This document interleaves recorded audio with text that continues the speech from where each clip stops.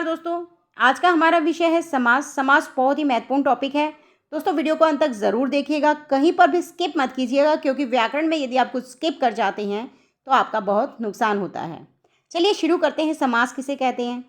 समास का सबसे पहले क्वेश्चन बनता है कि समास का शाब्दिक अर्थ क्या है। तो समास का शाब्दिक अर्थ होता है संक्षेप करना, मतलब छोटा करना, संक्षिप्त करना भी बोल सकते हैं। समास जो है वो संधि की तरह ही होता है, पर दोनों में अंतर है। अंतर क्या है? इसमें भी मेल होता है और इसमें भी, पर संधि में क्या होता है? वर्णों का मेल होता है। संधि में क्या होगा? वर्णों का मेल। समास में क्या होगा? शब्दों का मेल, सार्थक शब्दों का मेल होगा समास में। देखिए विद्या प्लस अर्थी, इसमें क्या है? संधि। संधि क्यों? क्योंकि इसमें आ, विद्या का आ और अर्थी का अ, दो वर्णों का मेल होकर विद्यार्थी शब्द बनता है। तो ये क्या हुआ? संधि, क्योंकि इनमें वर्णों का मेल होता है। अब समास में देखिए कमल प्लस नयन, तो दोनों ही शब्द हैं और कमल नयन शब्द नया बन जाता है, तो ये क्या हुआ? समास। दो सार्थक शब्दों के मेल बनकर जो प्रक्रिया है वो कहलाती है समास। इसमें शब्दों का मेल होता है और संधि में क्या होता है? वर्णों का मेल। चलिए शुरू करते हैं समास। जैसा कि अभी बताया था कि समास का शाब्दिक अर्थ क्या है? संक्षेप करना या संक्षिप्त करना। अब समास किसे कहते हैं? जब दो या दो से अधिक सार्थक शब्दों को मिलाकर, याद रखिए दो या दो से अधिक सार्थक शब्दों को मिलाकर एक नया शब्द बना दिया जाता है, तो उस प्रक्रिया को किसे? उस प्रक्रिया को समास कहा जाता है। याद रखिए उस प्रक्रिया को समास कहा जाता है जिसमें दो या दो से अधिक शब्दों को मिलाकर नया शब्द बनाया जाता है। जैसे उदाहरण के तौर पर देखिए, गो के लिए शाला। अब गो क्या है? गाय, और गायों के रहने के लिए जो जगह होती है उसे शाला कहते हैं। तो उसे जब वो गो के लिए होती है, उस शाला को तो हम क्या कहेंगे? गौशाला। अब यहाँ पर आपको दो शब्द समझने की ज़रूरत है, पूर्व पद और उत्तर पद, क्योंकि प्रत्येक परिभाषा में आपको पूर्व पद और उत्तर पद शब्दों का प्रयोग मिलेगा। पूर्व पद क्या होता है? जो पहला पद होता है शब्द में, सामासिक शब्द में। अब आप पूछेंगे कि ये सामासिक शब्द क्या है? इसे समस्त पद भी बोलते हैं, अभी बताते हैं। देखिए पूर्व पद क्या है? पहला पद। उत्तर पद होता है जो पीछे का पद होता है, उसे उत्तर पद कहते हैं। याद रखिए पूर्व पद पहला पद, उत्तर पद पीछे का पद। अब इसमें ज़रूरी है आपको पता होना चाहिए कि समस्त पद क्या है, या सामासिक शब्द भी कहते हैं इसे, क्योंकि प्रत्येक परिभाषा में इन शब्दों का प्रयोग होगा।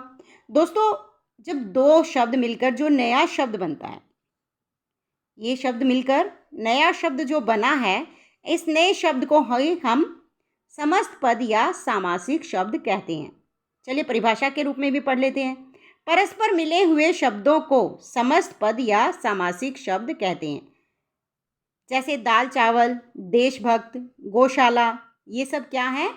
हमारे समस्त पद। अब पढ़ते हैं समास विग्रह। जैसे संधि विग्रह होता है, उसी तरह से समास विग्रह भी होता है। प्रत्येक सामासिक शब्द का समास विग्रह होता है। और चलिए शुरू करते हैं कि समास विग्रह होता क्या है। समस्त पद के शब्दों को अलग अलग करने की जो प्रक्रिया है उसको समास विग्रह कहते हैं। जैसे गौशाला, इसको समास विग्रह कैसे करेंगे? गो के लिए शाला। अब सामासिक शब्द एक और देखिए, अपना पराया, अपना और पराया। ये जो विग्रह है, जैसे वहाँ पर क्या लिखा गया था? गो के लिए शाला, यहाँ अपना और पराया। ये जो समास के भेद हैं उनके अपने अपने तरीके हैं समास विग्रह करने के, और इन समास विग्रह करके ही हम ये पता लगा सकते हैं कि इसमें कौन सा समास है। चलिए आगे पढ़ते हैं, उसके बाद ही हम आपको स्पष्ट कर पाएंगे। दोस्तों प्रत्येक समास की परिभाषा उदाहरण के बाद उस समास की शॉर्ट ट्रिक आपको समझाई जाएगी। शॉर्ट ट्रिक भी इसमें मिलेगी आपको, लेकिन सबसे पहले जब तक आप लंबा रास्ता नहीं पढ़ेंगे तब तक छोटा आपको समझ में नहीं आएगा। चलिए शुरू करते हैं। समास के भेद कितने हैं? द्वंद्व समास 6 भेद होते हैं समास के, याद रखिए। ये भी पूछ लिया जाता है कि समास के कितने भेद हैं, तो 6 भेद। द्वंद्व समास, द्विगु समास, बहुव्रीहि समास, कर्मधारय समास, अव्ययी भाव समास और तत्पुरुष समास। दोस्तों यदि आप हमारे चैनल पर नए हैं तो चैनल को सब्सक्राइब कर लीजिए, साथ में बेल आइकन प्रेस कर लीजिए ताकि अगली वीडियो का नोटिफिकेशन आप तक आसानी से पहुंच सके, और वीडियो को लाइक शेयर करना ना भूलें। पहला समास पढ़ते हैं द्वंद्व समास। देखिए द्वंद्व समास मेन पॉइंट तो यहीं से देख लेते हैं। द्वंद्व, जो कुश्ती वुश्ती लड़ते हैं तो उनमें भी हम कहते हैं भाई द्वंद्व देखने जाएंगे, इस तरह का शब्द आता है तो हम वहाँ से भी याद कर सकते हैं। द्वंद्व का मतलब होता है बराबरी। इसमें क्या होगा, दोनों पद प्रधान होंगे, बराबर होंगे। द्वंद्व में क्या होगा, दोनों पद प्रधान होते हैं। और जब हम इनका समास विग्रह, जैसे कि ऊपर बताया था कि समास को जब तोड़कर लिखा जाता है, अलग अलग करके लिखा जाता है, तो उसे समास विग्रह कहते हैं। और समास विग्रह जब हम द्वंद्व समास में करते हैं तो और, अथवा, या, ये 3 शब्दों का प्रयोग करके हम इनका समास विग्रह करते हैं। एक और पहचान है द्वंद्व समास की कि दोनों पदों के बीच प्राय योजक शब्द, ये जो योजक चिन्ह है वो लगा होता है। जैसे देखिए, अपना पराया के बीच में योजक चिन्ह है, आर पार, ये क्या है, योजक चिन्ह। अब इनमें तो योजक चिन्ह देखकर आप बता सकते हैं कि इसमें कौन सा समास है, द्वंद्व समास। लेकिन इसका विग्रह कैसे करेंगे, अपना और पराया, आर और पार दोनों बराबर हैं पद, विग्रह करने पर और, या, अथवा। अब इसका मेन पॉइंट देखिए, शॉर्ट ट्रिक में हम क्या बोलेंगे इनको, शॉर्ट ट्रिक में बोलेंगे कि जिस समास में दोनों पद प्रधान हो और विग्रह करेंगे तो और, या, तथा लगेगा। शॉर्ट ट्रिक में क्या याद करना है हमें, दोनों पद प्रधान होंगे और, या, तथा इनके बीच में विग्रह करते वक्त लगेगा। अगला समास देखिए, द्विगु समास। देखिए, द्विगु समास में क्या होगा, जिस समास में पूर्व पद मतलब ये वाला पद, पहला पद संख्यावाची होगा, जैसे त्रि, पन, दो, देखिए संख्यावाची 1 2 3 4 5, ये संख्यावाची ही होंगे। पहला पद क्या होगा इस द्विगु समास में, संख्यावाची होगा, और उत्तर पद इस संख्या का विशेष्य होगा। देखिए, जैसे 3 मूर्तियों का समूह, तो 3 जो है वो मूर्ति की क्या है विशेषता, कि मूर्तियां कितनी हैं, 3, तो त्रिमूर्ति, 3 मूर्तियों का समूह। तो द्विगु समास की शॉर्ट ट्रिक हम क्या कहेंगे कि पहला पद संख्यावाची होगा और पूरा पद मिलकर क्या बताता है, एक समूह। और इसका विग्रह हम कैसे करेंगे, इसी तरह से इनका विग्रह होता है और किसी तरह से नहीं होगा।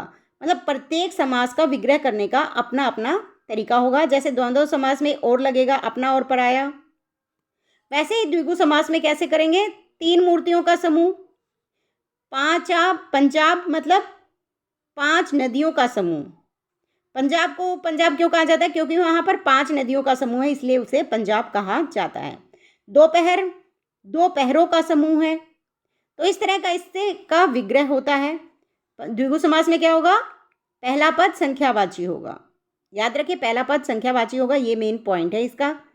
अगला है बहुव्रीहि समास, बहुत ही महत्वपूर्ण है। देखिए, इसमें क्या होता है, शॉर्ट ट्रिक से भी समझाएंगे। पहला पद और दूसरा पद दोनों मिलकर, बहुव्रीहि में क्या होगा, पहला पद दूसरा पद दोनों मिलकर किसी तीसरे के बारे में बताएंगे। मतलब इसमें ना पहला पद प्रधान होता है ना दूसरा पद प्रधान होता है। पूर्व पद और उत्तर पद प्रधान न होकर किसी अन्य पद की प्रधानता होती है इसमें, मतलब किसी तीसरे के बारे में ये बताता है, तो वहाँ होता है बहुव्रीहि समास। देखिए, उदाहरण के तौर पर कमल नयन, कमल नयन, ना कमल प्रधान है ना नयन, दोनों प्रधान नहीं है, दोनों मिलकर क्या करेंगे, तीसरे के बारे में बताएंगे। कमल नयन हम किसे कहते हैं, विष्णु जी को। तो इसका विग्रह कैसे करेंगे, कमल के समान नयन है जिसके। तो बहुव्रीहि समास में विग्रह कैसे होगा, जिसके लगेगा, इसमें प्रश्न सा होगा और आंसर आपको मिलेगा। कमल के समान है नयन जिसके, कौन है भाई जिसके कमल के समान नयन है, विष्णु जी। तो इसमें तीसरा पद कौन सा है, विष्णु। गिरिधर, गिरिधर गिरि को धारण करने वाला कौन है, श्री कृष्ण। तो आपको इसमें प्रश्न का क्या मिलता है, उत्तर। और समास विग्रह इसका कैसे होगा, बहुव्रीहि समास, कमल के समान है नयन जिसके, विष्णु। गिरिधर गिरि को धारण करने वाला, श्री कृष्ण। एक और उदाहरण देख लीजिए, नीलकंठ, नीलकंठ भी बहुव्रीहि समास का एक अच्छा उदाहरण है।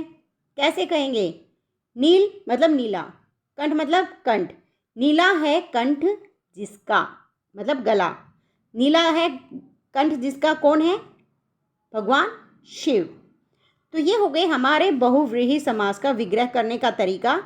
और बहुव्रीहि समास में क्या होगा, याद रखिए, तीसरा पद प्रधान होगा या तीसरे के बारे में बताया जाएगा, आप ये याद कर सकते हैं।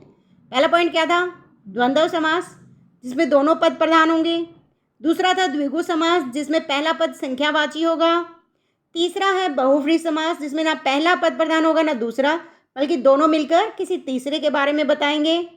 दोस्तों, वीडियो बहुत लंबी हो रही है, आप शाम तक के लिए इनको याद कीजिएगा। उसके बाद शाम को आपको 4 बजे, 4 साढ़े 4 के बाद बचे हुए समास की जो वीडियो है वो आपको मिल जाएगी। तब तक के लिए आप इनकी प्रैक्टिस कीजिएगा। प्रैक्टिस के लिए आपको एक वीडियो का लिंक दे दिया जाएगा, आप वहाँ से उन्हें प्रैक्टिस कर सकते हैं। तब तक के लिए धन्यवाद।